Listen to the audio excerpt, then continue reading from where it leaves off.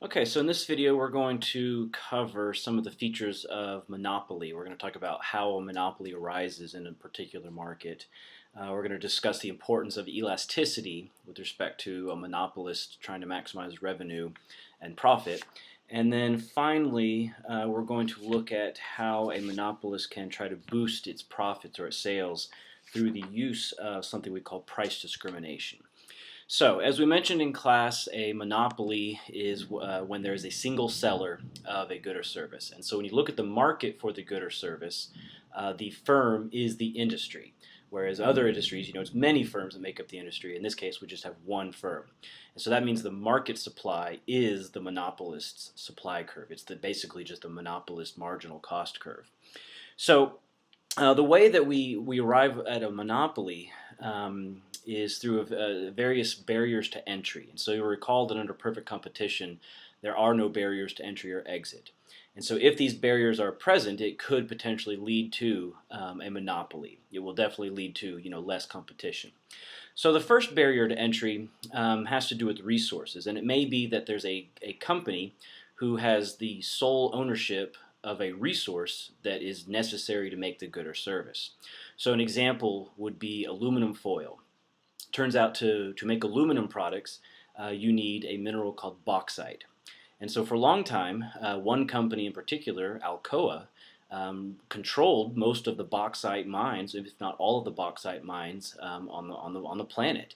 And so by controlling the source, controlling those resources, all that bauxite, they were able to build a monopoly on goods and services that needed that rare or limited resource. And so you can imagine, if there were a monopoly on, rubber plantations, right? If one company could control all of the rubber plantations around the world, then they would have a monopoly over any good that required the use of rubber to be made. Now, the thing about this form of barrier is that it's not very common. It's pretty rare that you'll have one company controlling all of one resource. And even when it does exist, it's usually temporary because eventually somebody comes along somewhere and finds another bauxite mine, finds another rubber tree forest. So those typically don't pop up very often. Now, another barrier to entry arises from what we've talked about before with respect to economies of scale. And economies of scale, recall, this is what happens when you can increase the number of inputs into your production and you actually end up with much, much larger numbers of output. In other words, you can produce more of your product but at a lower cost per unit. And so in some cases, a firm may establish itself, it may start producing a good or service, and it may just be the first firm to have produced this good or service. And eventually they may produce so much that they're able to enjoy economies of scale. So they push so far out along their cost structure, they get to a point where their average total cost is very, very low. So low cost per unit. And the problem that presents for anybody else is that to get started, they're going to have to start from scratch. And that means that they're going to have to start at a much lower level of production, which often is going to translate into a higher cost per unit. And so it just wouldn't make sense for another firm to try to come in and start producing a good that another firm is already producing in great quantities at a much lower cost per unit. And so when this happens, we typically refer to this as a natural monopoly. It's just basically whoever gets there first, they naturally become a monopoly because they enjoy those economies of scale. And some examples of this they're often associated with things like infrastructure and utilities. So if you think about electric lines or cable lines that come into your to your home to provide a television signal, it's very costly to lay all of the cable lines throughout a city. But once those lines are run throughout the city, then it becomes very low cost industry. You may have to replace lines here and there, but once the lines are laid, that's it. You don't have to keep reproducing those cable lines. Well, the problem that presents for another company would be that they would have to come in and lay an additional set of cable lines in order to provide a different cable signal. Well, it just wouldn't make sense. A, it's costly, and B, who wants more than one cable line coming into their house?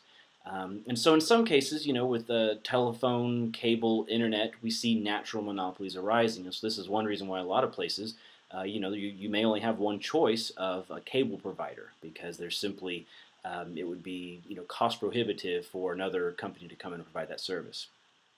Another example would be like water and sewer lines. Obviously, a city doesn't need more than one set of sewer pipes and water pipes. And so in a lot of cases, it's simply the city government that provides these because it is so cost prohibitive to, reconstruct an entire sewer system or water system. And one thing that comes out of these natural monopolies is concern over price. What price is the monopolist going to charge? And so when it's something like water that's recognized as something that's very important to basic standard of living, a local government, a local entity may step in and in effect become a public monopoly because of this idea of economies of scale, natural monopoly. So that's our second barrier to entry, is economies of scale. And then the last barrier to entry is actually kind of a group of barriers, and these are what we refer to as legal barriers. So this might take the form of something like licensing, where the government, federal, state, local, has to grant a license for a company to be able to produce a good or service. And the company has to demonstrate that it can follow certain rules and guidelines and meet certain qualifications. And perhaps there's only one company that can do that. There's only one company that can qualify for the license, and they, in effect, become the monopoly. Another legal barrier are patents. So if you have an idea about a product, a new product or a new way to produce a product, and you can gain a patent which protects the intellectual property, well, that effectively prevents anybody else from producing that exact same good or service. Another legal barrier would be tariffs, and so this is a tax on imports. And so it may be that there's only one company domestically that can produce a good or service, and there may be many companies in foreign countries. But if we impose sufficiently high tariffs on those foreign companies' goods and services, then it effectively prices them out of the domestic market, and you're just left with that one domestic company. And then finally, a final legal barrier would be things like regulations. So this may be, product safety regulations or environmental regulations or worker safety regulations. Basically rules about how the products are made or how it will impact final customers. And if there are enough regulations put in place and there's only one firm that can comply with all of those regulations, then they in fact become the monopoly. They're the only ones that can follow those regulations. So there are a variety of barriers to entry, and any one of these might lead to a market becoming a monopoly.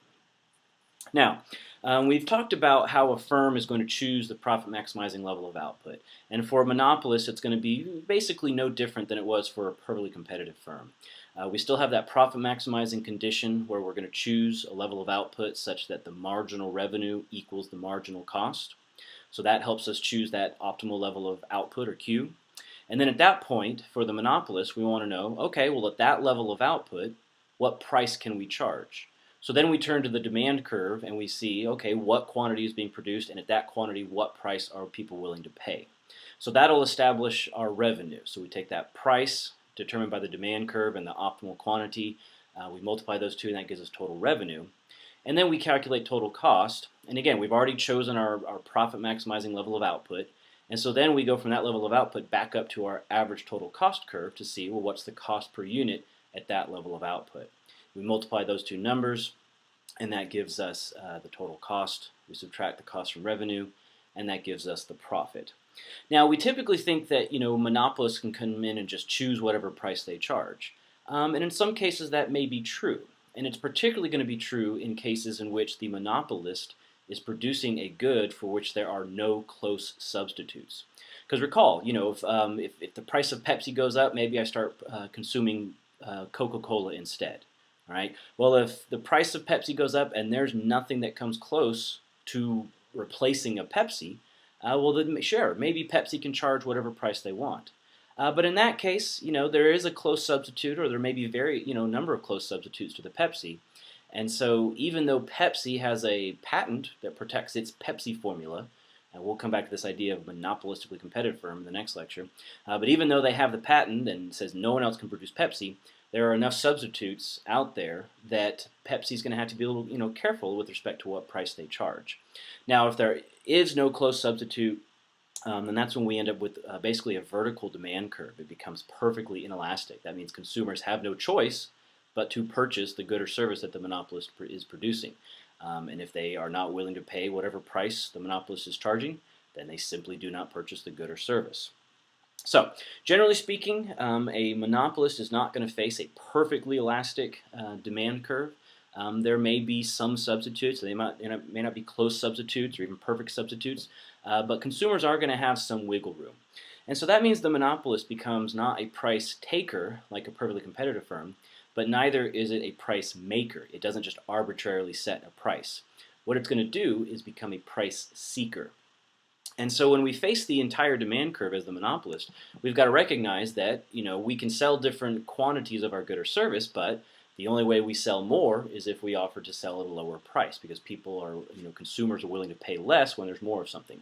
Alternatively, maybe we could charge a much higher price, but we recognize that there'd be a much smaller quantity demanded. So we have to balance, the price that we charge with the quantity that would be demanded at various prices.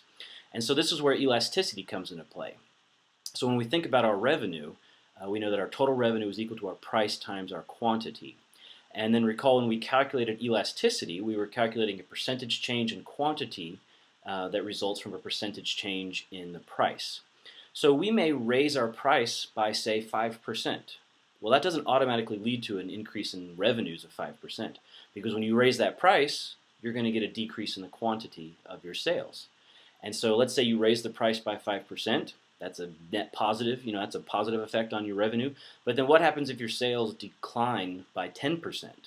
Right? So you have 5% more revenue because of the higher price, but 10% less in sales. So the net effect is actually a loss in revenue, which means a hit to your profit. So there's no guarantee that a monopolist is going to be able to, raise the price and earn more profit, because consumers will respond to some degree. And so the firm has to be able to, kind of measure the elasticity that it faces, and so it can, predict whether an increase in price is going to lead to a relatively large or small change in quantity, and then the effect that that will have on the revenue.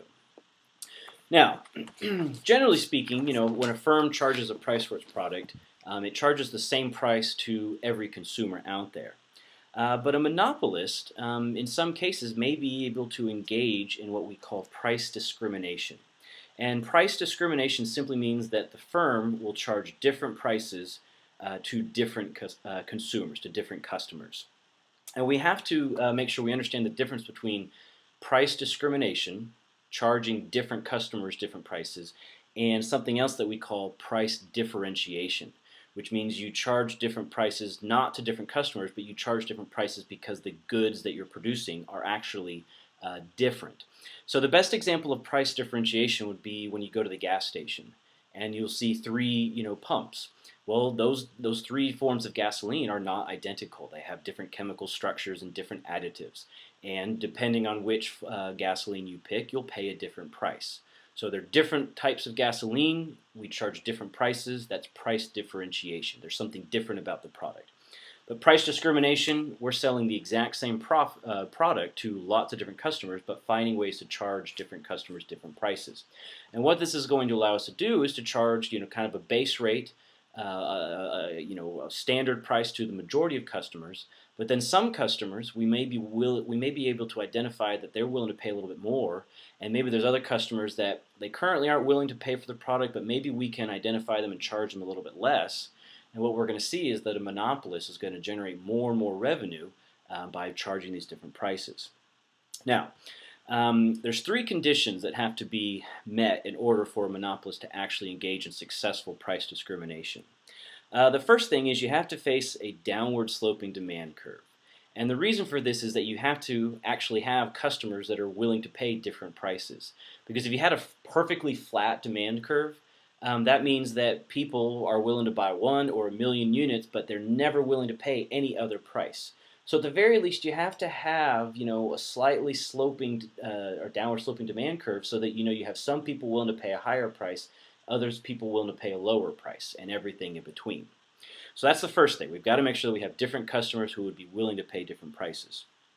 Now the second condition is that we have to actually identify who those customers are. We have to be able to say, okay, customer A is willing to pay $10, while customer B is only willing to pay $7. We have to identify those people and distinguish them between between them based on their willingness to pay.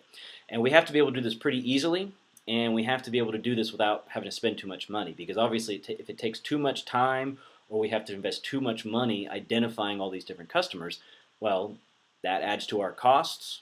We generate more revenue, but then the question is, well, did we actually, increase our profit, or did we lose profit because we spent so much money trying to identify everybody? And so the ways that we can distinguish customers, it may be based on age. So when you go to the movie theater, right, there's kind of a regular movie ticket price, but then there's a price for children, and there's a price for senior citizens. So based on age, we charge people different prices. Or different classes of people. So again, when you go to the movie theater, they may have a special ticket price for veterans or a special student ticket price. So again, different classes of people. When you go to college, colleges don't necessarily charge everybody the full tuition because based on financial need or demonstrated financial need, the college may charge some people the full price, and then they may provide grants or scholarships to other people, and effectively charging them a lower price for the same education. Gender, how many of us have been to the club and it's ladies' night, right? Ladies get in free. Sorry, guys, you still have to pay the $20 cover charge. So gender is a way we can discriminate based on price.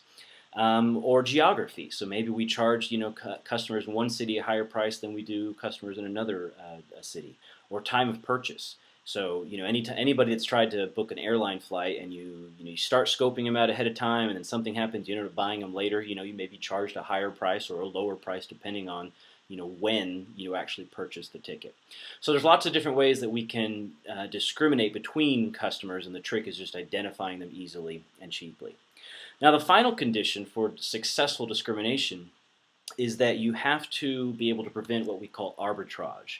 And arbitrage basically means I go somewhere, I buy a good for a certain price, and then I take it to someone else who for whatever reason was not able to buy it at the original price, and I sell it to them for a higher price.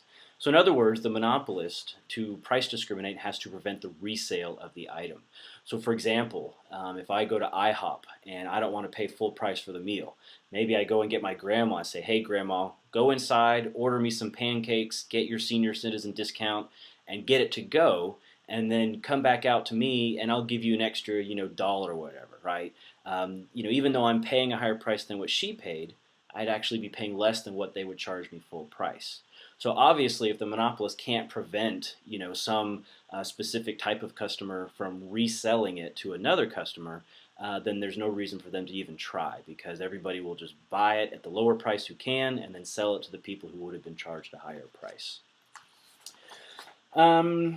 So I think the only other thing in your study guide talks about the social cost of monopoly. So we demonstrated this graphically, and in the OpenStax text you should be able to find another example of this. But basically the big social cost is that if we go from a perfectly competitive market and then snap our fingers and make it a monopoly, the most obvious effect is that the monopolist will choose to produce a lower quantity than a perfectly competitive market will, and the monopolist will be able to charge a higher price than the perfectly competitive market. So we're paying higher prices and we're getting less of the product. And so that's going to be actually a net loss for society. The monopolist is going to lose out on a little bit of revenue that they could have been selling by producing less. But the customers are going to lose out even more, because in effect what the monopolist is going to be able to do is kind of snatch away some of the benefit we would have gotten as customers from the perfectly competitive market. And so if you're looking in the OpenStax text, it may refer to something called consumer producer surplus. We didn't have time to go over that in detail, but in a perfect competition, both producers and consumers enjoy maximum market surplus. But under monopoly, what we see is an overall loss of some of that surplus, and then actually a transfer of some of the consumer surplus to the monopolist. So it's good to be the monopolist, but it's not so great to be the consumer who is trying to purchase those goods or services. So that covers it for monopoly. We're going to come back to monopoly in the final unit and just talk very briefly about various forms of regulation, or how can we deal with that social cost of a monopoly. But that should cover all the questions on the study guide for now.